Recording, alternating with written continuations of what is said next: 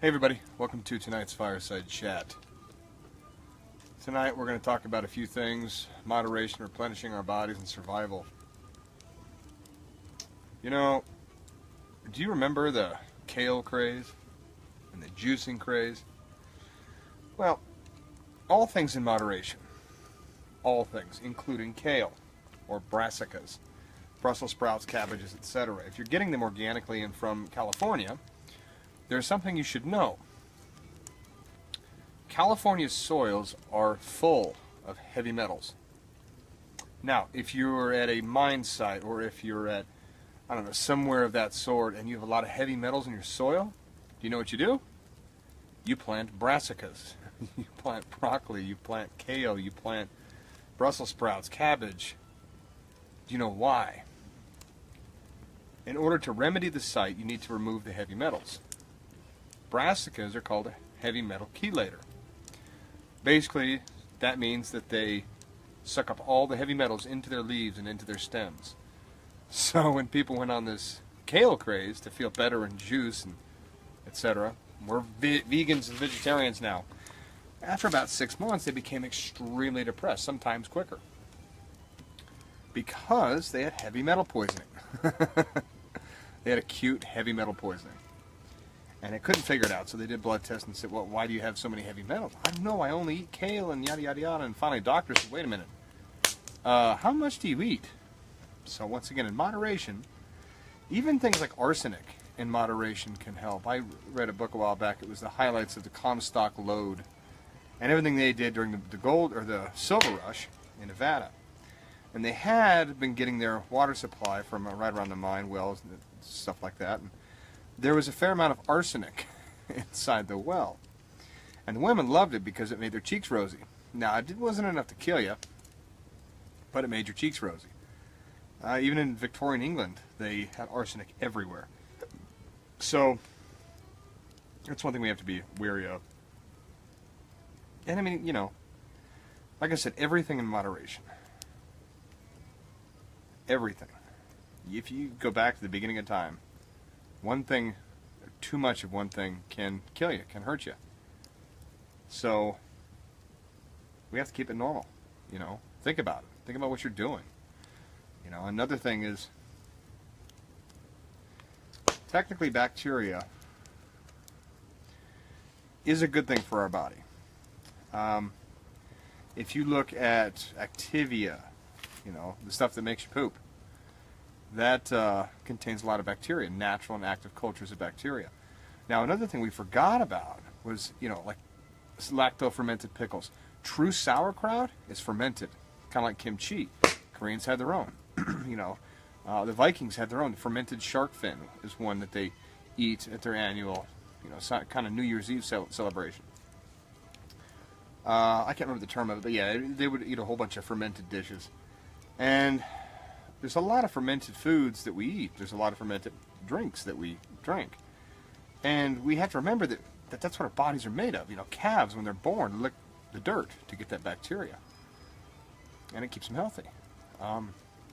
If we live in a sterile environment, we're much more susceptible to everything the world can throw at us.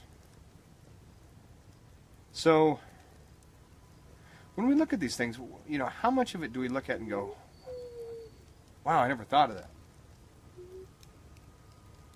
That's one thing that I think about daily because I want to feel my best, you know, and I probably do need to exercise more because exercising brings out all these amazing chemicals in your brain that make you feel better. But once again, too much of one thing, not enough of the other. I know where my weak spots are, and I don't know if I'll fix them, but I might try. So, when we look at all these things, what's it coming down to? Once again, back to keeping an active lifestyle. You know, moderation in all things, whether it's carbs or meat or whatever. Now, me personally, I think we should be relying on mainly a diet of fruits, nuts, vegetables, and meat. And that kind of goes around because, if you think about it, that's what we grow up on. That's what our bodies are used to. But we should also be able to eat some carbs as well. With things like sweet potatoes. Sweet potatoes will block your testosterone. it'll boost your estrogen and progesterone levels, so if you eat too much of it, well, you see the implication. Once again, in moderation. In moderation, it's fine. Now, another question that gets brought up a lot is human survival. What are we doing to better ourselves and make ourselves ready? Not just for the day, but if something were to happen. We've gotten too comfortable. We don't think about the winter anymore. We used to.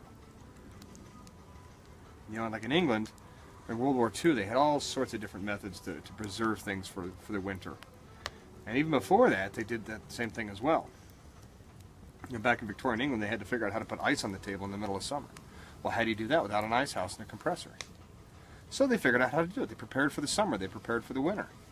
You know, they learned different methods of not only preserving food, but of growing food in the dead of winter. And that's where the amazing glass houses came from of the English countryside. And you had ripe peaches in December and January. And they weren't flowing from halfway around the world. Now, granted, energy was cheap, and I think one day we can make it cheap again, because our whole world has been built on cheap energy. And I think it needs to be done again. I think we need to re-innovate laws, and I think some of our physics laws need to have a second look. I'm not going to say that they're not wrong. I just think we might find some loopholes. You know, I think there's some things we're missing. And I don't know, I guess we'll see. We shall see. I don't know yet. But I know we need to learn these skills again. We need to think and plan ahead. You know, there's an article recently about millennials eating nothing but avocado toast and ruining their retirement. I'm like, man, that's bullcrap. Avocado toast isn't going to make you go broke. And then I saw the prices of it at restaurants, and I'm like, yeah, that could. $12 for avocado toast, or $10 for avocado toast. I think in avocados, between 99 cents and $3.99 at the supermarket, you buy bread for what, $3?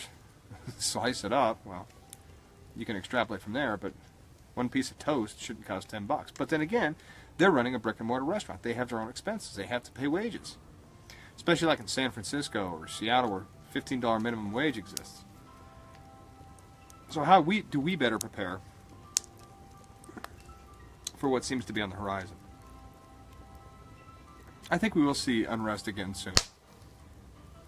I don't know what. There are a lot of people predicting the stock market and stocks are going to go down by, between 20 and 40%, which would be catastrophic. But, we don't know. Subprime mortgages and auto loans are coming back out again. I just don't know. So we'll see. But there are simple things you can do. You got to think it's water, food, shelter, energy, things like that. And once you get the basics, say 3 days worth of food and water and shelter, even if it's a tent, or learn how to create your own primitive shelter. But you got to know the environment you're going to be in, or study multiple environments. Learn how to build a dugout in a prairie environment versus learning how to make a lean-to with pine boughs in a wilderness. It depends on which environment you're in. I think that we need to get back to that, but we'll see. I think there's a wild animal over here messing with my dogs. But go back out in nature. See what you can do. I'm going to warn you, though. Keep somebody with you. I mean, you can go solo, but I don't recommend it anymore. I just don't. There's other reasons for it.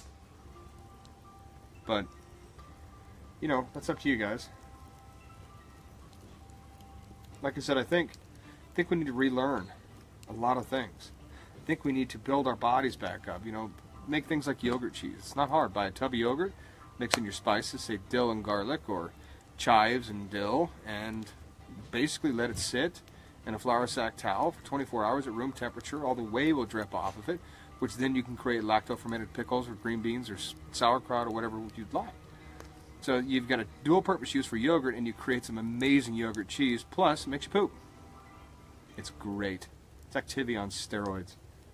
But, you know, don't use Greek yogurt. Use plain yogurt. But it's amazing. It's amazing. We need to relearn these skills. Smoked and salted fish. The real smoked and salted fish. Not, you know, the salmon that's lightly smoked. No, true smoked salmon, the way they used to do it was to preserve it. Not to just put flavor on it. So start learning those methods today. And keeping an eye and an ear out. You'll never predict the future, but you can see warning signs everywhere. So keep an ear to the ground and an eye to the sky, and be safe. We'll talk to you soon.